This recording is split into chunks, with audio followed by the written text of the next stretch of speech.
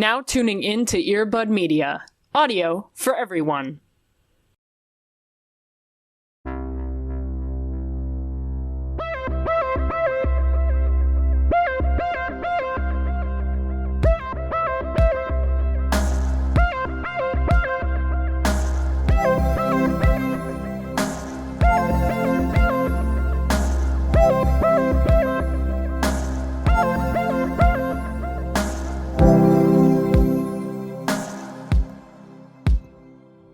Rocking and rolling, if I do say so myself. If you wanted to know why I was quiet, it was because the Price is Right soundtrack was playing in my head. That's true. I did. That's my default. I didn't realize I stopped talking, and it was because a little game show was playing in my head. Yeah, I literally just witnessed you becoming nonverbal. Like, you hit the pen and it became nonverbal, and it was because of the Price is Right theme song. There was just a little Bob Barker that was playing in my head. Yeah, that's my sleep paralysis demon. It's Bob Barker, and it's the big plinko, and it's just all just like the sound of it going like all the way down. That's it.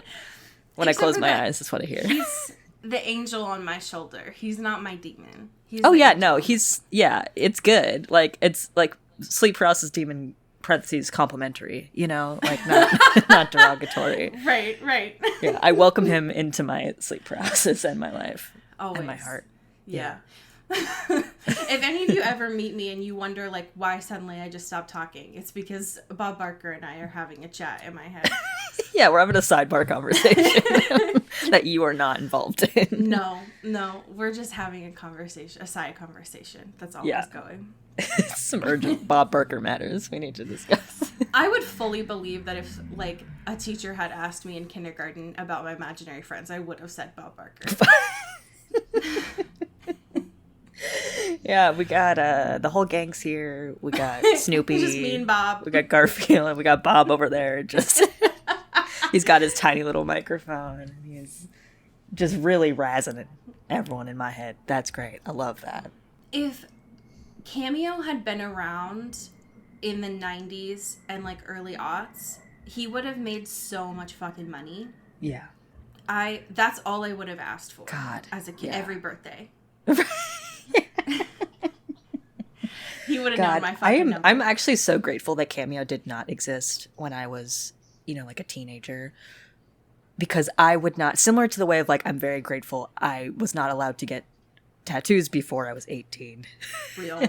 Because my Tumblr brain would have had literally made, like, folders on my computer of, like, this is my inspo, and it was all garbage, right? Like, it was all bad. I think that would be that for Cameo of, here's God. Like, I don't know, Matt Smith told me happy birthday, right? Like, that's what it would be, and I don't want that. Like, yeah, I would have been able to track every crush that I had. Yeah. Of, like, it would have been from, like, early 2000s of, like, 18s. Right. And then we would have ended the 2010s with David Tennant. Right, absolutely. Yeah. And then weirdly, like, Ashley Simpson would have been every single year. Fuck, yes, still. Absolutely. I keep seeing that, sorry, this is a very chatty intro. Hello, everyone. Welcome to the Twilight. Welcome to Twilight. But I keep seeing the titular, or the various quotes that are coming out of this Taylor Swift profile, right? Which we could talk about all day. I can't believe you're bringing it up and not I know, right? I keep seeing the one that's like, it's a commentary on feminine rage in the patriarchy, blah, blah, blah, thing. And I keep seeing photos of that quote with Ashley Simpson's autobiography, and I love that. Literally. That's what's up. Like, that's real facts. Absolutely. Anyways, I would have begged and pleaded to have cameos from the Twilight cast. And it would have only been Peter Facinelli on there, and I'm definitely blanking on her name, but the first Victoria. That would have been the only people who would have been on Cameo, and I definitely would have gotten them. Yeah. And that's my truth, you know? And that is my truth. And I would have had back in the day when Kodak had those like pre-Google Home, when you used to be able to like plug in and have your photos just like playing all the time in your house, I would have made it so that that Cameo video was playing in my house all the time, like right when you walked in. Yeah, that's what I would have done. Absolutely. Anyways, welcome to Into Twilight. Ayo. It's always the. Sorry, did you just post Rick again? No, I'm. Okay, first of all, stop trying to peek behind the camera here. I'm trying to put in my happy thing, but I don't want it to be a giant JPEG, so I'm just replacing the image because it's a similar dimension, okay? It's just Alaska's yelling at Rick, and I need to know why. I just have questions. Welcome to Twilight. Ew. It's always the 2010s here, and... Always and forever. Always and forever. Yeah. But... weirdly, that's fine because the 2010s are back and that's fine. So yeah. We're actually on trend, which is fine. How get Rick off my notes? Give me a second, okay? All right. How are you doing? I'm good. My happy thing is not Rick. I'm sorry to jump scare you. But this is also will be a jump scare because I've made a purchase. Oh God. It's not loading and I'm so terrified of my notes right now. I got the Grimace Crocs, okay?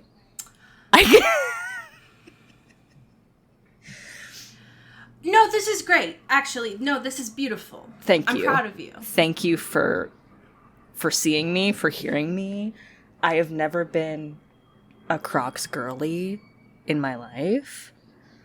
And wait, then never ever? Never ever. Not once. Not never. even when we were younger, when it was like they were not cool? No. Then? Never.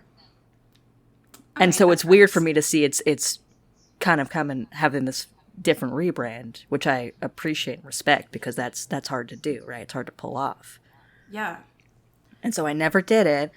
And then I saw these motherfuckers out here. And I was like, that's a really good Christmas present. I should get that for my beautiful partner. And then I stared at him for like a really long time. And I was like, I actually also do need these for me to have. Yeah. So I got us both of them. And then obviously it's earlier than Christmas. So I was like, I kind of want us to wear these like right now. And there's other presents. So like this can be just like an early treat for us. And I love them. They're slides. They are fuzzy on the bottom, which is huge. It's great. It's fun to wear with like funky socks. I'm not controversial. I'm not a gibbets. I'm not rocking with the gibbets. I'm just... What the fuck does that mean? I'm not rocking with the little fucking things on the outside. The giant grimace, the giant shake. I'm rocking them clean. And I have the shake like as decor. They're like just little figurines now on the thing. Gotcha. But this is I thought you said giblets, like a turkey. I don't... Yeah. I mean, I guess I also don't fuck with those. Like, you know. Yeah. But I apologize. For being a victim of capitalism. I'm not proud of it, you know. But... I mean, welcome to the fucking podcast. Yeah, we need shirts that are, you know, victims of capitalism or something. Like some sort of like, I've survived capitalism. I'm gonna get that tattooed on the inside of my lip. It's so long for a lip tattoo. Usually it's not like a phrase, but I appreciate it. You know, really just go hard on it. That's yeah. This is how outside of trends I am. Yeah. Mm-hmm. I mean, first of all, these kick ass. One, because I love Grimace. Two, because I love purple. Right. So this is great. I don't know why you thought I was going to judge you about this. This is beautiful. Thank you. Also, I didn't know that they made them in slides. That's what I'm saying. Because, like, that's a huge turning point. Because, like, there's also, it's like a whole, again, this is not sponsored. Fuck McDonald's and Crocs. However, they got good merch, okay? And, what was I saying? But, like, Crocs themselves, the shape of them, always off-putting to me. I'm not rocking with the clog. You know what I mean? Like, that's not my truth. That's not my life. I respect y'all. God, that's so my truth, though. But it's not my truth. But the slides? Hello? I'm Also very in. my truth. I've never been more in. The thing is what's wild is, like, I had one pair of Crocs, like actual Crocs, when I was in middle school. Mm-hmm. They were specifically a transition shoe of, I took off my any sort of cleat, like soccer, softball cleat. Yeah. And they were the shoe that I wore inside of the car to get home, because you don't wear cleats in the car. So they were not a, like, fashion accessory. They were specifically just a, like, they served a purpose. Yeah. Kind of thing. Mm-hmm. So to see now that they are, I don't know what these ones are, but the ones that I see on TikTok and stuff that have all of those little, what'd you say? They were giblets? What the fuck are they called? Something like that, yeah. Yeah. All those little things that they're like expensive is wild to me, because mine were, I wore them until they, like, fell apart. Yeah. They were just a cheap shoe. Like, they floated in water. Like, they were, right. Like, they were. Why are they so expensive now? It's like, why are they on, like, almost Doc Martens level pricing? This is fucked up. Exactly. Like, this should not. Before I knew about, like, my Crocs were pre-slides. Like, they were before I got slides kind of thing. Right. And so it's wild to see them become that when I just know them as, like, oh, I threw them in my duffel bag. Mm-hmm. Like, I didn't give a fuck about them, you know? Yeah, right. But these are, I love the slide version of these. The thing is, and I not these ones specifically, but I love slides because it's like, oh, I could take the trash out in these. Yeah. Not these ones specifically, because these ones are cute. Mm-hmm. But I do love a slide, personally. This is beautiful. So that's my truth. I'm now in the Croc gang. Thank you for having me. I'm happy to be here. And this is who I am now. I love it. I always personally forget that Grimace is part of the McDonald's brand, because now I just think of him as, like, ethereal. Yeah, he seems so outside of it. He's got his own lore. He's his own everything. He's fully separated. Like, it's almost a Snoopy effect, right? Like, Snoopy is the Peanuts, but Snoopy is Snoopy, right? Like, he is so now outside of the level of just the association of the thing. Mm-hmm. A la Grimace. And sometimes, and this is more so because I just associate, like, it's just another G. Sometimes I think that it's Gritty. Right, that's also fair. They both have some sort of menacing but lovable energy, which I appreciate. Yeah. I'm just glad that Grimace's eyes don't wiggle the way that Gritty's do. Because Gritty still scares me a little bit, and I think you should be scared of Gritty. Yeah. But when Gritty moves, his eyes, like, fully shake. And I'm glad that Grimace's don't do that. Yeah. Grimace is just sad, and I think that's beautiful. Yeah. I love that. So thanks for getting the sad Crocs. Yeah, it's honestly an honor and a pleasure. Just a profound sadness every time I slip them on. It's really great. Yeah. How are you doing, my dude? I'm alive. Yeah, that's great. Love surprisingly. I, in a cruel twist of fate and aging, I did something to my back this week. What? I have no fucking idea. Cool. Love when that happens. I just woke up and a part of my back, just a very isolated part, is now hurting. So that's fun. I love age and time. Yeah. My happy thing, I mentioned in tandem with something a few weeks ago, but it deserves its own segmented time. And that is the podcast Give It To Me Straight, led by Maddie Morphosis. Yes. Because I mentioned it in tandem to something else, but I don't think that you all heard me. Right. So I didn't think y'all were listening. So turn this up. Its own time. This podcast is only getting better with each episode. And I think that you all need to get in while the going's good, because it's I'm watching magic happen. And you're gonna be grateful when Maddie gets a fucking Pulitzer or something. Yeah, and we were on the cutting edge. We were on the front lines. Right. I know that I just mentioned that I'm not on trends, and I agree with that. Sure. But this is, I mean, new relatively. Mm-hmm. I am astounded every week. This is currently on YouTube. It is becoming an audio-only podcast. It's in the works now. With the depth of research that Maddie does each week for every one of these. I'm going to say queens. There have been pop stars that have been recently added. But it has been, for the most part, drag queens that Maddie interviews. And they're not only funny and hilarious, but they're also beautifully personal every week as well.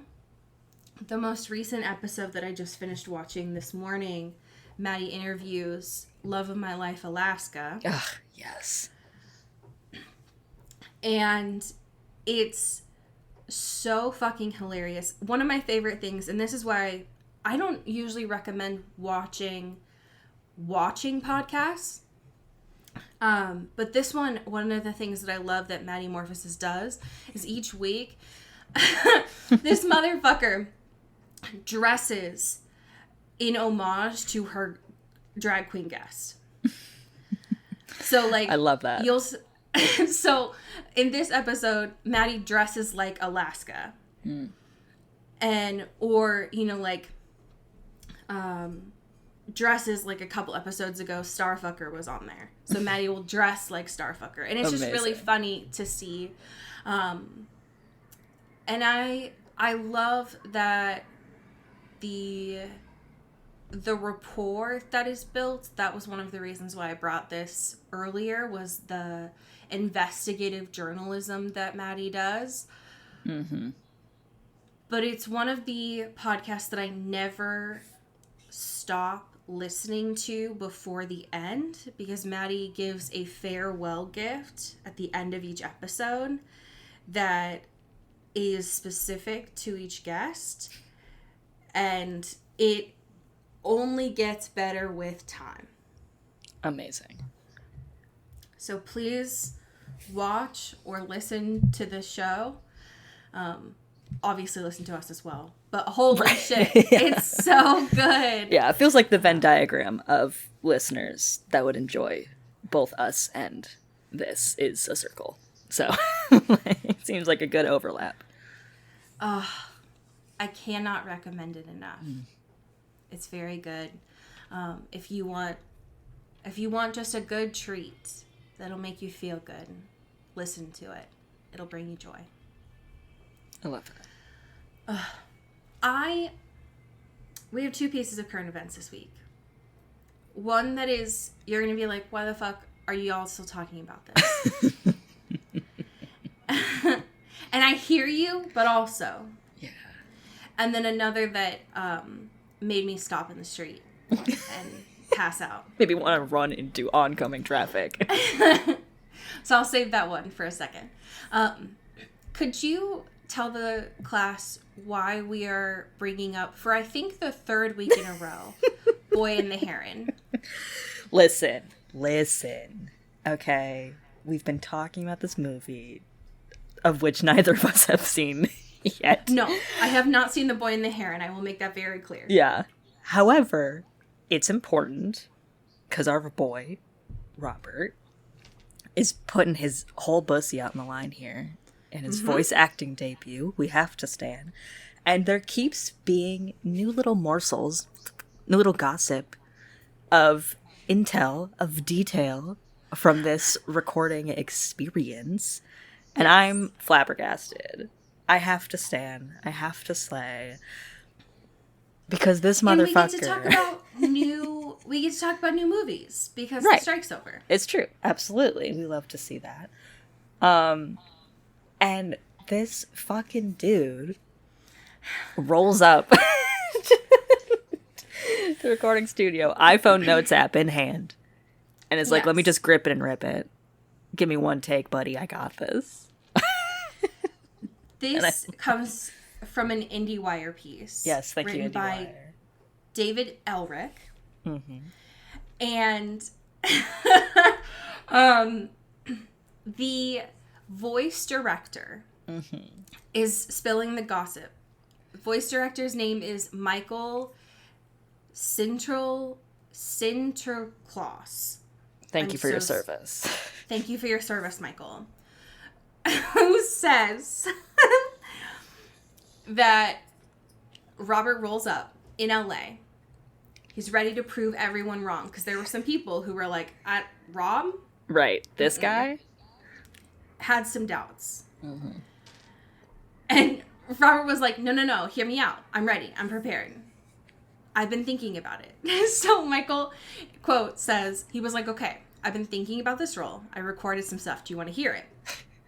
And he whips out his iPhone and plays some stuff he's just been doing in the Memos app, and he was already the voice. This is italicized in the quote. I was like, oh, bingo. You've already got the character. God. I love him. This was, according to this article, this was the result of what he'd been doing for several weeks. Yeah. In preparation.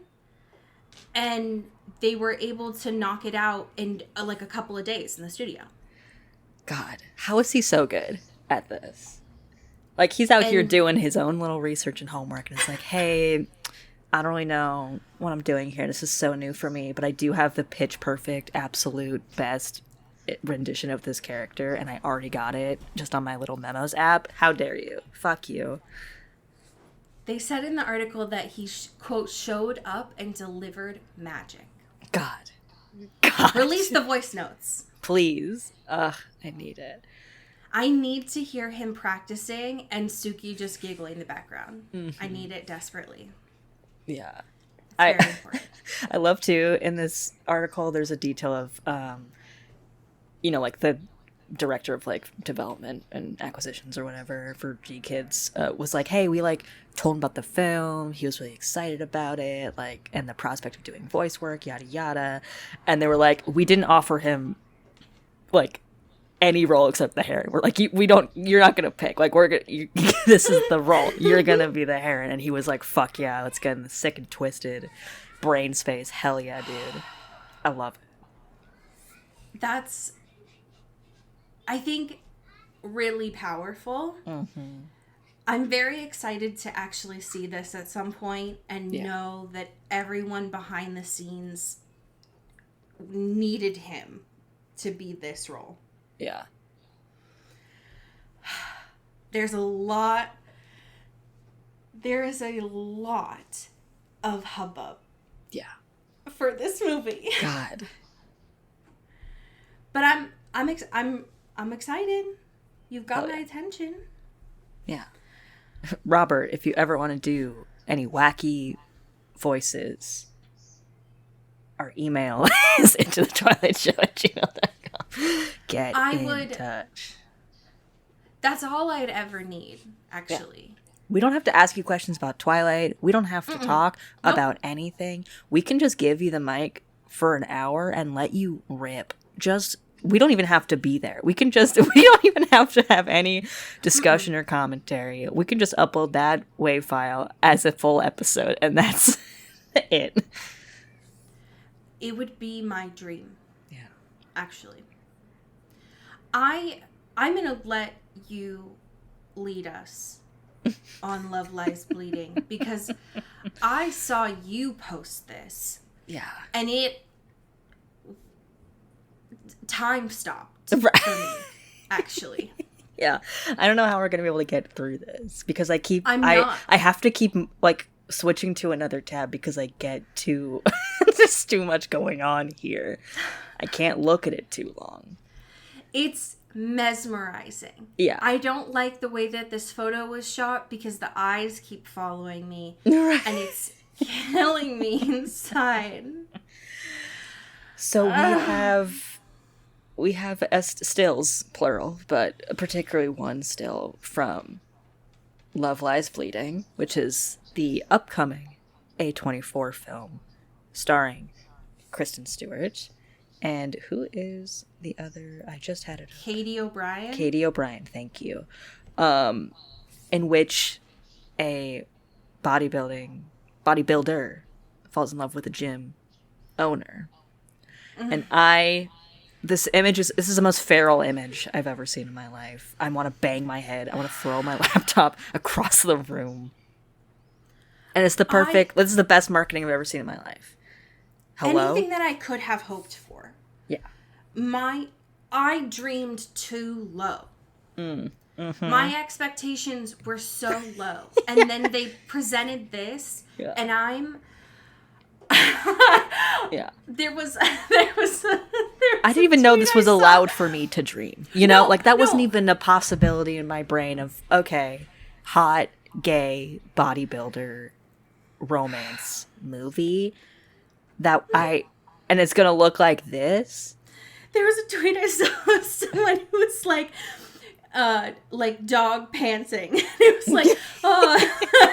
Yeah. There's been Which is exactly... good reacts. Yeah. I didn't know that I could anticipate Kristen looking straight out of the fucking Outsiders movie. I literally giving Outsiders. Which is that has been my teenage dream for 30 fucking years. Right. I didn't know that I needed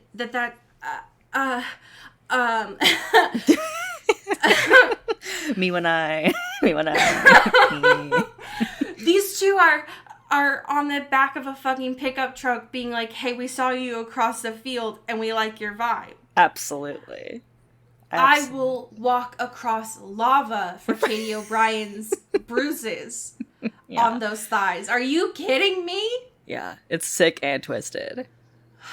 So, all of you, respectively, are probably in horny jail right now, and that's fine. I don't believe in the police state, so listen, you shouldn't be crimed for this beautiful and justifiable human reaction that is barking. Just absolutely A24 said, losing it. Hey, we saw that your San Junipero fan art was getting stale. Fuck. Welcome to Love Lies Bleeding. Welcome to the show Arm Muscles. Have you heard of them? Fuck. So I'm fucking excited. And it's gonna be at Sundance. So that's like soon. That's like January. You know what this makes me miss really bad? Yeah. Glow. Fuck. Don't do this to me. But in a good, yeah. I have a part of my heart that has space to fill from where Glow was. It's true. And the void does need to be filled, for sure. And this is literally set in Vegas. God, and so it's just like... what we could have had.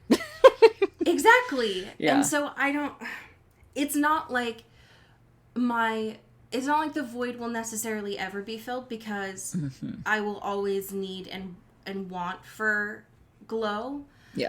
To come back home. But I will be waiting on bated breath for this. Jesus Christ. Yeah. Hooey. I think that, what I wanted from... And don't give me...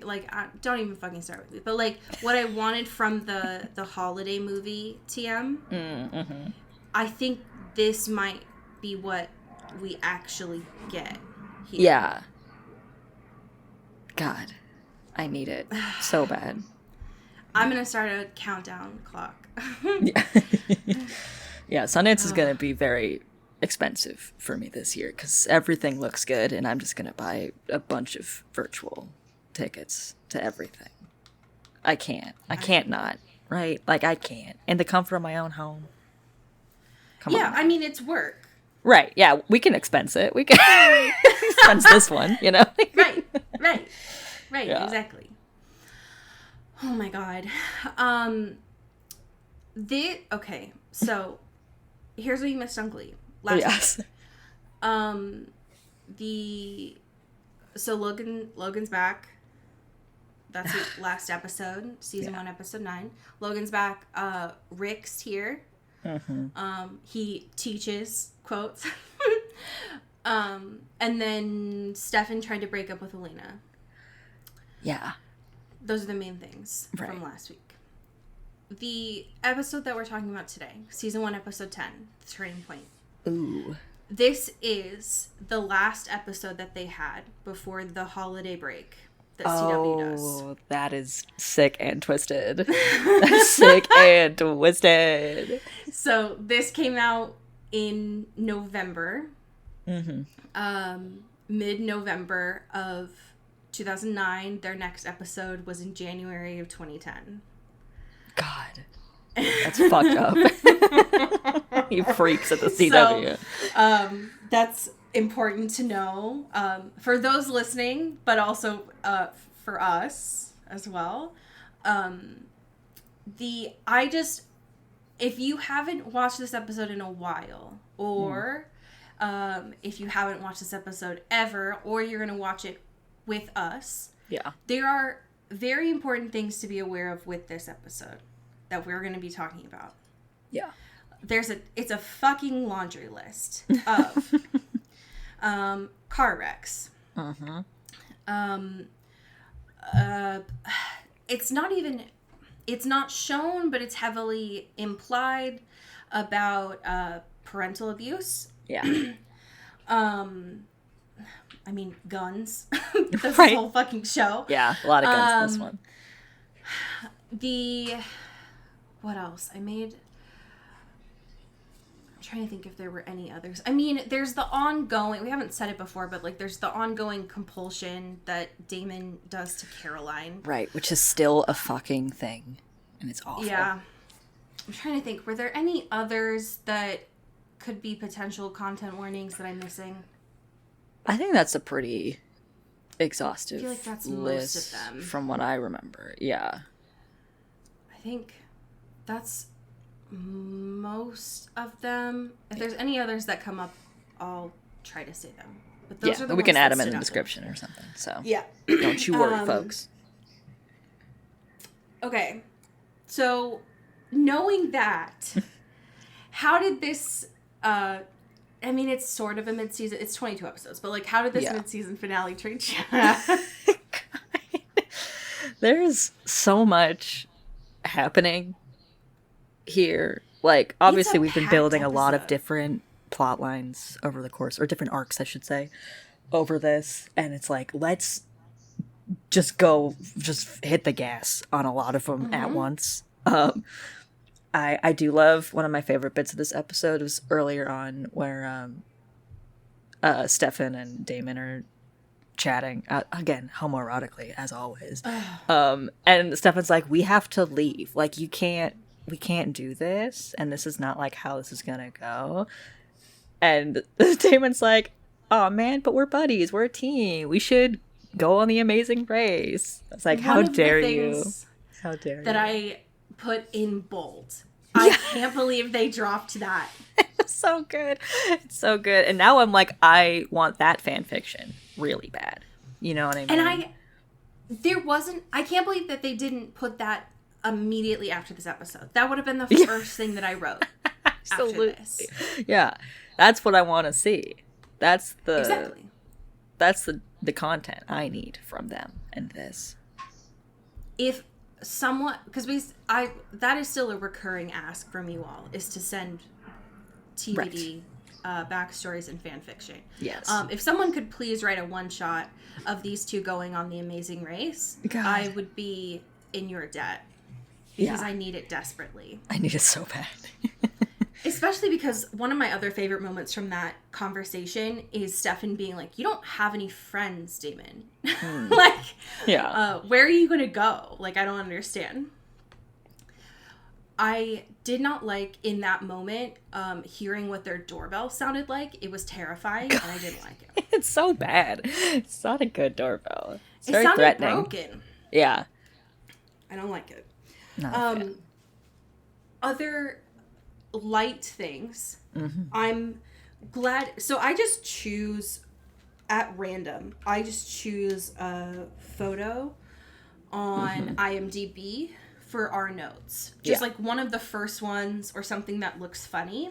I'm so glad that I chose broadcast journalism to put in our notes. It ended up being very important. Yes, and it ended up being the way that Caroline says it in this episode of like in sparkles, like broadcast journalism. Right. Yeah, like her hands on her hip, huge. Like, hello, everyone. You're gonna be a journalist. And to be fair, she would be great on the news. Yeah. So she's not wrong. Right. But I just love it. I love that it ended up being critical to this episode. Yeah. God. I want that banner so bad, just like in my home. I need it desperately. Just every list of every job. I love it.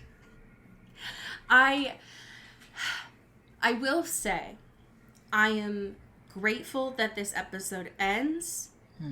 I mean, listen, am I getting tired of the fact that these like random people keep popping up and dying? Yeah. Yes. Am I upset that it is Logan this episode? No. Right. That dude can die in a ditch for all I fucking care. Yeah, fuck Logan, for real, for real. We're an anti-Logan podcast. 100, yeah, fuck Logan. The fact that he said, I mean, there's a lot of like funny moments that happen with this dude throughout this episode, but to find out that he woke up behind a used car dealership, he deserves that. This dude's trash. Yeah, absolutely. It's a proper roast. It's a proper dig. Yep.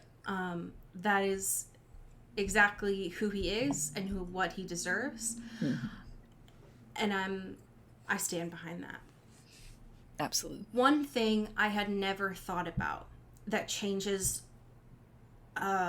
everything for me, I guess, is the TVD lore that if you live alone and then you turn into a vampire and you need to go back home, you're fucked. It's Jover. it's pretty bad. Like, that's a bad situation, right? Like, it's like, seems like it's not a lot of wiggle room. You're just kind of like, well, you're fucked forever. Sorry. How is that not a caveat? Right. How is there not any leniency here, right? Like, is the loophole that, like, if you just leave a note in your house of, like, okay, if one day I turn into a vampire, I let myself in. I'm allowed. Right. Yeah. It's like you give yourself permission. It's like, I'll be back for sure. Don't worry about it. I gotta take care of some stuff. But please recognize me when I come back and be like, I am allowed to re-enter my own home. That's so fucked. Yeah. That's crazy. What is that? What's the logic there? How does that work on a practical level? It doesn't. It doesn't. So. But it's rude. Yeah, it's rude and it's fucked up. It's rude. It's rude and it's nasty. Listen, one of the main things it's hard to be a down. single vampire bachelor out here. You know what I mean? Like, what are you gonna do? What are you gonna do? It was the only moment that I had a brief amount of sympathy for Logan in this episode. And it was brief because I was like, damn, that's a weird piece of lore. But that was it. Yeah. The main thing that I wrote down about him is that Logan reminded me of the purple dude from Monsters, Inc. I did see you tweet this note, and I love that you called him the purple dude. I love that. Well, I wrote it down as I was watching it, and I didn't want to stop the episode to figure out who the purple dude from Monsters, Inc. was. Oh, so your brain just isn't tormented by the name Randall anytime you see, like, a threateningly purple guy. That's just not your life. Okay, that's fair, I guess. That's okay. Well, because when I think of Randall, I think of This Is Us. And so if I have to tie the purple dude from Monsters, Inc. To Randall from This Is Us, then that would fundamentally break my brain. Yeah, yeah, it's a lot of overlap and confusion, for sure. That's fair. Because that, to me, is not This Is Us. I don't like that. This is not us. That is not us. This is not us. Because that makes me wonder why did the people in the writer's room choose Randall of all names? Right. If it was the true. purple dude from Monsters, Inc. And I don't like that. Yeah. fair. It's a fair complaint. I don't like that. I don't like that. How do you feel about love of my life, Jeremy, this episode? Jeremy's... I want this boy to stop going through it. Is that too much to ask? Apparently. Apparently it is. Yeah. Yeah, and, like, he finds all this, like, you know, he's going through, like, his dad stuff, which, like, don't make me cry, right? Don't, fuck you. Yeah. How dare you? And it's, like, finds this, like, journal with all these, like, cryptid drawings, basically, right? Like, there's a lot of, you know, and he's, like, before being like, maybe this is something I should investigate, it's like, actually, I love drawing. Let's draw again. Hell yeah. And I'm like, let's go, dude. Yeah, creativity, baby. Don't worry about this and what that means. It's all good, my dude. And Jenna and Elena love it. Yeah. They're so proud. Yeah. They're like, finally, they're... our boy has a passion. He has a thing in his life that he's excited about that's not marijuana. Like, great. Love it. Hell yeah. Do this. Do this more than school. Be in art. Yeah, fuck school. You know you're not going to school anyway. You're always at the grill. No one goes to school. Except one history class a week, maybe. It seems. And the football games. Maybe. So, like, fuck it. Draw, buddy. We love it. Yeah, I don't think that he went to school that day. I don't know the last time he has gone to school. I don't know. These kids need trackers on them because they are certainly not ever at school. He went to career night.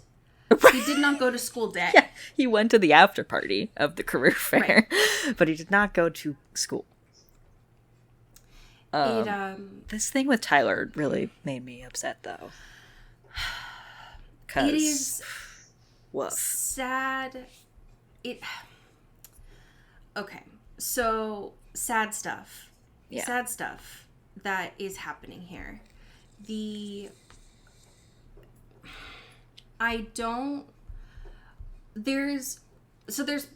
lore that's happening with Jeremy and the journals, because we got a little bit last episode. And then there was something that was implied, or not even implied, Jenna said in like the midpoint of this episode, about the founding father journals, because Logan had said it.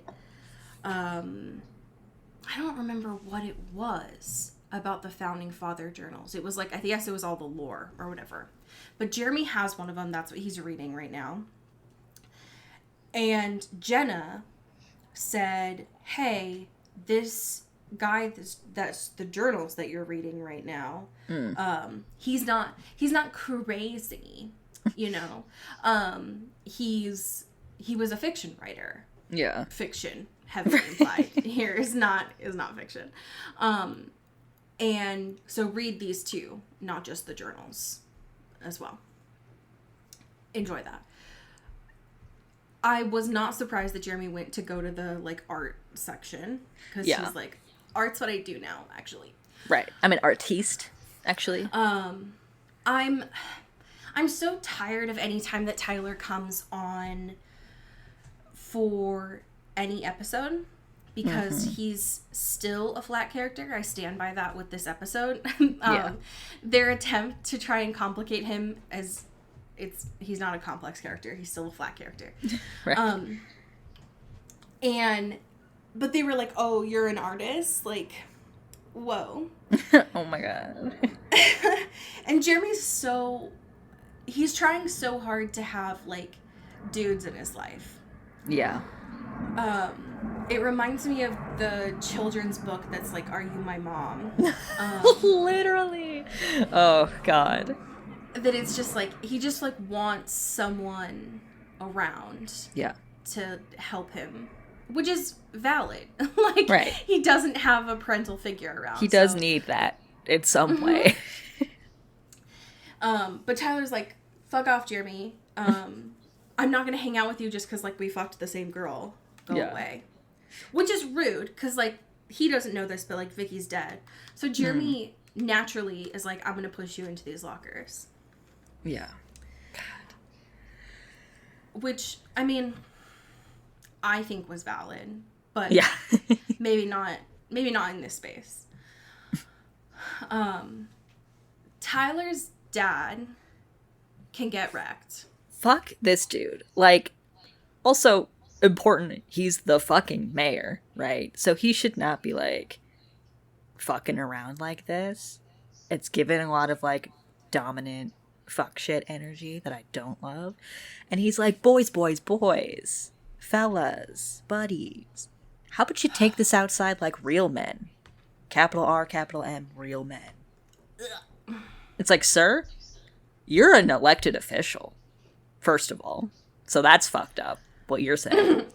Second of all, these are minors, also. And Red also, flag. this is on school grounds, my This is, man. yeah, we are at a school. And one of these people is your son. So what Right. the fuck is going on, dude? Yeah.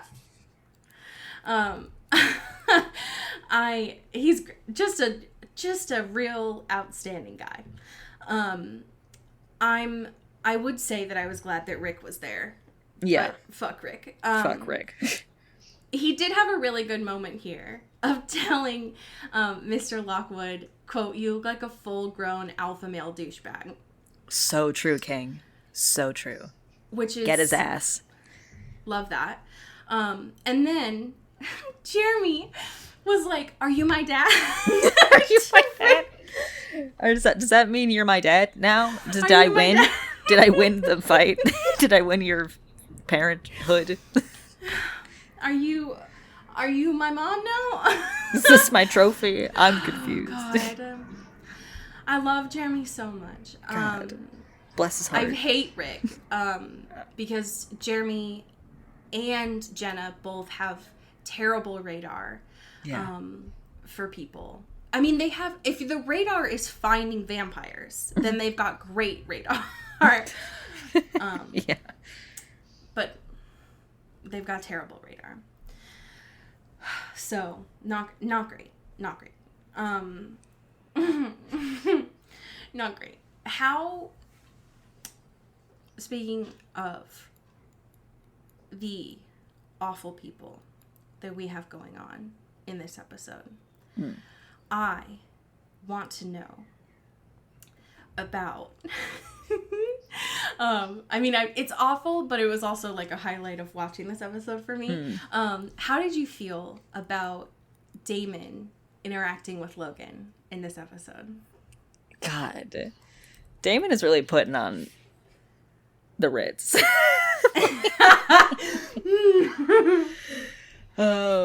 God. And he's like obviously pissed off. And it's like, fuck this dude.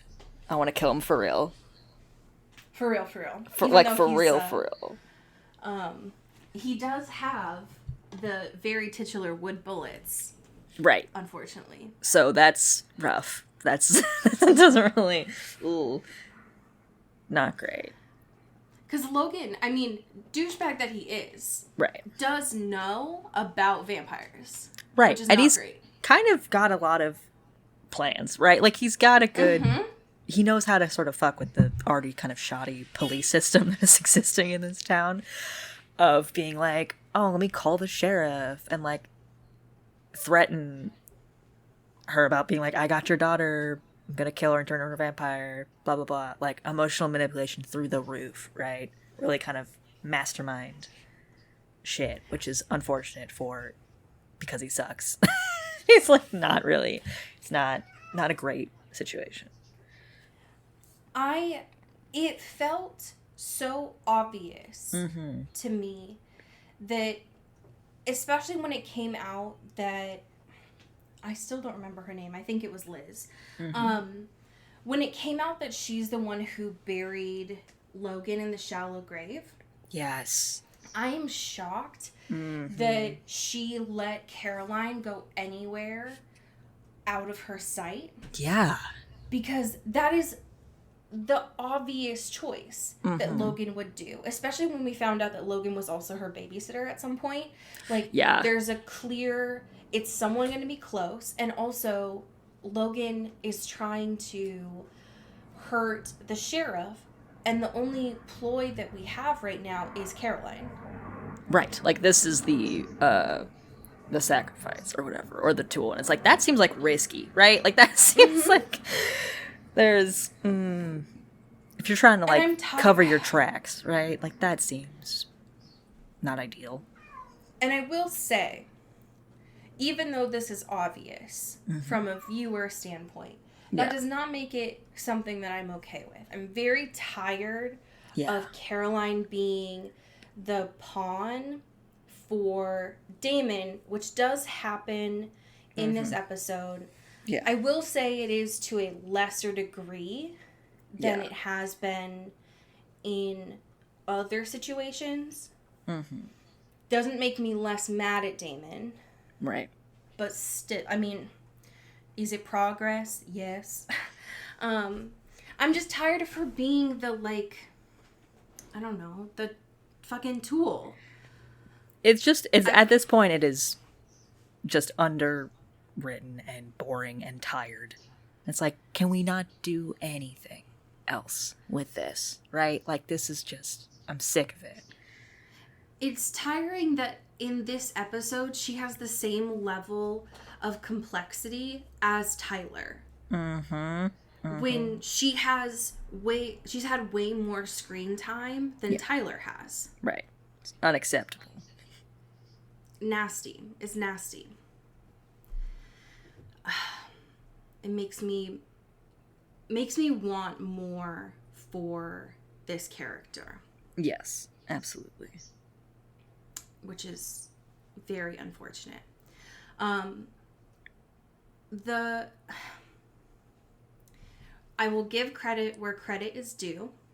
I found a little bit more interest in what was happening with Stefan and Elena this episode than I have in the past. Finally, we have something resembling potential chemistry.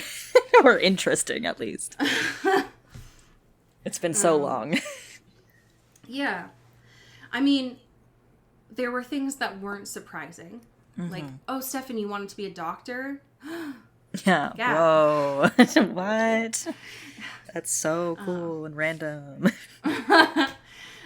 And I thought that it was interesting that Stefan was, because like a main through line of this episode is the whole like future thing. It's such a sore subject for Elena in general, right? Because her parents just died. Yeah. And Stefan is not seeming to be aware of that at all. But also he keeps he's just an adult and he keeps coming back to school grounds when school's happening. Yeah. Which is weird. So, how about stop that? How about stop that? I also didn't find it surprising that Elena wanted to be a writer, especially now that we know that there's authors in her generational line. Right. Yeah. Seems like that is all connected. How did you feel about Damon wanting to work with Logan? And like there's another way around. Right. That was the gag, right? Because it's like, what is Logan actually providing in this situation? Which is not a lot, except for just being a shit and kind of a menace. Which, whatever, it's also a valid strategy. But then it's like, oh, we actually do have information, and it doesn't have to be this, like, very specific plan that got fucked last few episodes of opening, like, the portal and bringing all these people back. Like, there's another way to sort of work together to get Catherine back in the fold, which... And he knows that, but he doesn't know who turned him. Right. Right. So, interesting. Just interesting. Something to think about. I would be surprised if that information was in, like, the Founders spell. Like, if that was in the Founders books. I don't know that they'd be very gung-ho on witchcraft. That'd be so funny if Logan was like, yeah, dude, it's on page 1 of the Founder's Book. If you just open the book, it's all right there. Here's the plan on how to go through time and bring back Catherine. If you just opened the dusty book, you would have been able to find it. That'd be so funny. Just totally irrelevant from anything else. My God. Just a totally separate discovery. I don't know that it's true, but I thought that it was smart of him. Yeah. To at least try. Mm-hmm. I wish that he wouldn't have potentially given Caroline a concussion. Yeah. But I'm glad that she's not dead. Right. Yeah. My God. So thank you for that. There was a lot of violence in the last, I don't know, 10 minutes of this episode. Yeah, it kind of got a little buck wild at the end there. Woof. Which was not great. I can't say that I was surprised about Tyler just socking Jeremy in the face. God. Buddy, reel it in. It's a very, I don't know. I wasn't surprised at all. Yeah. When you're not used to compassion, to be like, nope, I don't trust this. That seems fake. It felt very in character for him. Doesn't mean it's okay. Right. But it felt in character. One of the things I wrote down was that Nina and Paul are really good at being weepy. Yes. Absolutely. They're really good at looking like they're on the verge of tears. Yeah, it's just so sad. Forlorn. It's not something I would have expected. Mm-hmm. I also wasn't, well, I mean, it is like a mid-season finale, so I guess I should have. I wasn't expecting the I love you to come at this point.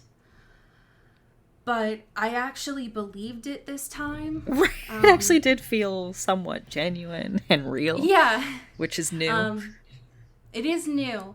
I think I mainly felt it because Stefan did the jaw clench, and I was like, all right, I believe it. Right. I believe that. Yeah. But I had to fully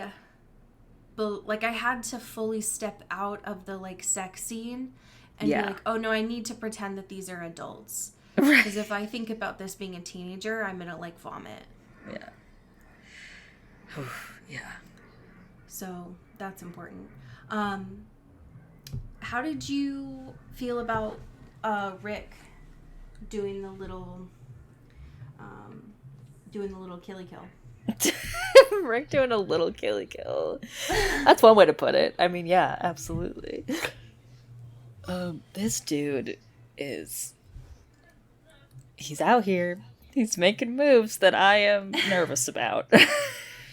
I don't trust him at all. Yeah.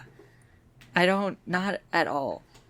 I know he has the most obvious vampire name ever, but I'm scared. Logan's out here trying to, find Damon, and Rick's up here like, hey bitch, get the hell away from my girl. Right. She's great. I love her. And Logan's like, also, you're a dumbass. I'm not a violent guy by design. Also, I'm gonna kill you now. You cool? Yeah, does that work for you? Because it seems like instead of fighting over Jenna, I can just kill you. How does that sound? Right. That seems like a fair compromise to me. A lot less energy, a lot less back and forth. Doesn't have to be a love triangle. I could just end your life. How about that? Huh? Not gonna kill you because you have a stack of bodies. Yeah. In the schools. Right. I don't even know where that's supposed to be. In just a random room. Right. And also, crucially, at this point in time, the cover story of who was Alex?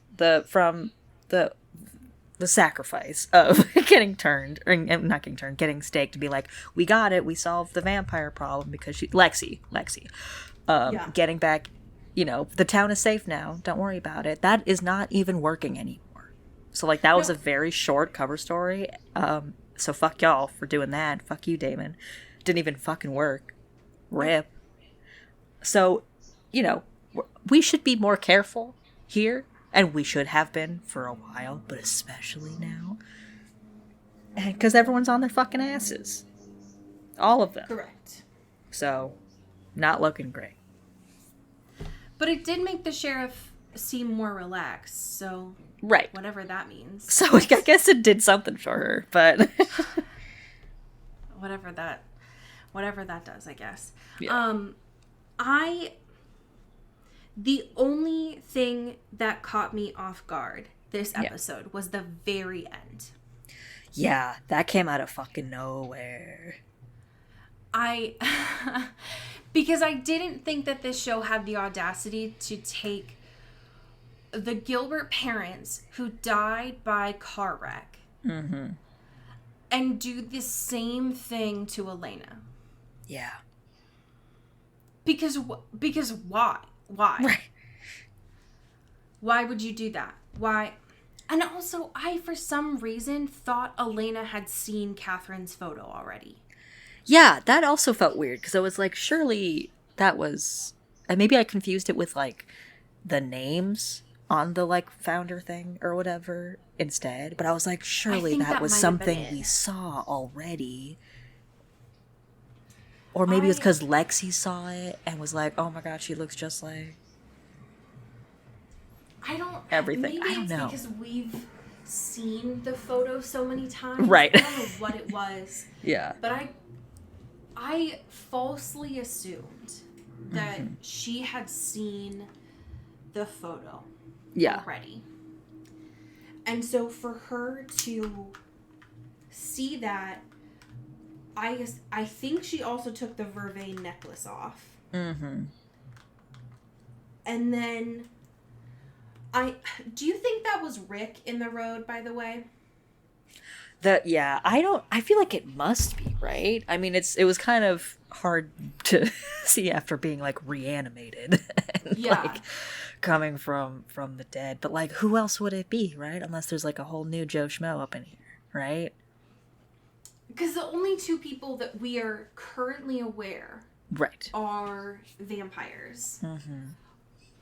I mean, well, we don't know it's Rick, but, like, obviously Rick. Right, yeah. And Damon.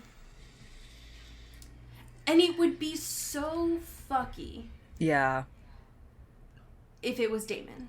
Right, because that changes a lot of the intention there. Right. And so... first of all, that's so nasty, regardless. So I think it had to be Rick. Because why would it be, like, logically, why? He could have he could have messed with Stefan in a lot of other ways.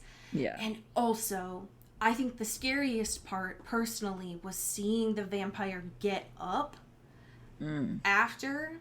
Hated that. That was nasty. That was gross. It was so gross and sick and twisted. But, like, what do you do after that? What? Yeah. Like, what's the move now? And y'all had to wait, like, 10 weeks for the next one? That's fucked. Yeah. That's fucked up. I'm so sorry for the people that had to live through this the first time. God, imagine if we, like, based these seasons off of the actual, like, airing schedule. And we're like, okay, see y'all in 10 weeks for the next episode. We're not going to talk about it. We're just going to leave you high and dry. I could not wait that long. Like, I personally need to know what happens next. Yeah. And next time we have, we get to come back from a mid-season finale, which is great. But, motherfucking, based on the photo that we have here for Bloodlines, Gina Torres from Firefly is we love to in this see episode. Or, as y'all know, from Gossip Girl.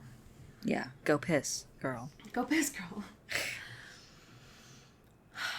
I'm so stressed out. This show is not what I expected. Yeah. We're taking turns. We're shifting lanes. I'm scared and confused. And excited.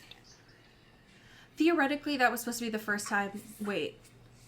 I'm trying to think about what Caroline said. Maybe they were there for... That wasn't the first time that she had sex. I think it might have been Matt. But, like, imagine you just had sex for the first time and it's like, hell yeah.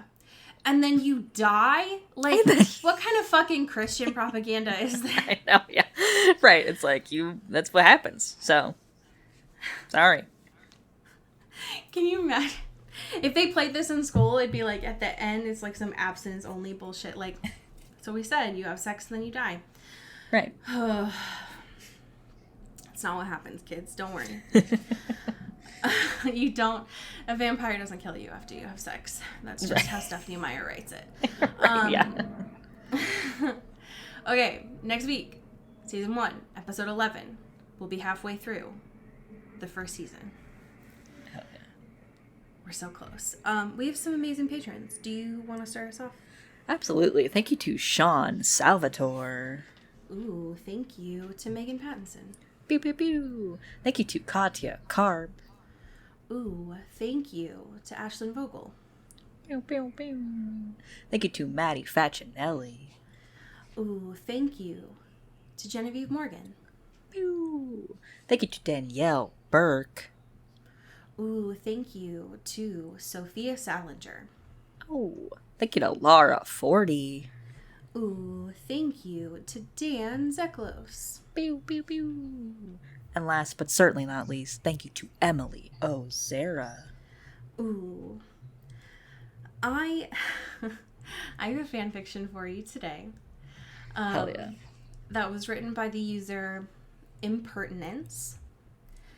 The title is The Adventures of Broody McBruderson and Neurotic O Insecurity. Okay. The summary says, together, they fight crime. Okay. So I will give you a little bit of context here. This is about Stefan and Caroline, apparently. I think they're on a trip together. That's what I can gather. Okay. There are no chapters on here. I don't see why I have to go with you, she said. Damon's the one with the super awesome, i.e. people powers. Because Damon isn't the one to go to West Virginia with me to hunt down a rogue vampire. He goes with Elena on their stupid field trips, Caroline said. How is that any different? Stefan gave her a broody look. Oh. I didn't mean it like that, she said. You need to eat, Stefan said. It was true, but it was also his way of telling her she was being a jerk. Like this whole thing was her fault or something. Ugh, Caroline said. And she started sniffing at a rabbit. They stopped so Stefan could eat just outside of the capital of West Virginia, which totally had a name that Caroline had forgotten, something like 5 times. Now, Stefan said once he'd finished, see if you can guess where the vampire will be. He's new, so he should stick out like a sore thumb. Why don't we have Vampdar? And don't you think it's kind of weird that the city has wildlife like 3 miles from the apartment buildings? You'd be surprised, Stefan said. I never once hunted the rabbits of Central Park to extinction. I'm so glad I know that, Caroline said. That was sarcasm, by the way. End scene. Damn. Okay. The idea of those two together sounds exhausting for Stefan. Yeah, that's a very painful trip, I would imagine. Yeah. It sounds exhausting for both of them, but in 2 very different ways. Absolutely. Well, friends, tell your friends about the show. Yes. This is a really good time to catch up now that we're almost halfway through the first season. Hell yeah. And as we say here in the Pacific Northwest, Get bit. ooh. Ow. Into the Twilight is an Earbud Media production. You can follow us on Twitter at Into the Twilight or on TikTok at Into the Twilight Show. You can find me at Cody Corral on Twitter and Allie at Alexandria Does. And you can support us on Patreon at patreon.com/Into the Twilight. We have merch, so much stuff. All those links are in the episode description. And make sure to rate and review us on your favorite podcast hosting platform. It really helps the show. Thanks. Bye. You've been listening to Earbud Media Production. Earbud Media, audio for everyone.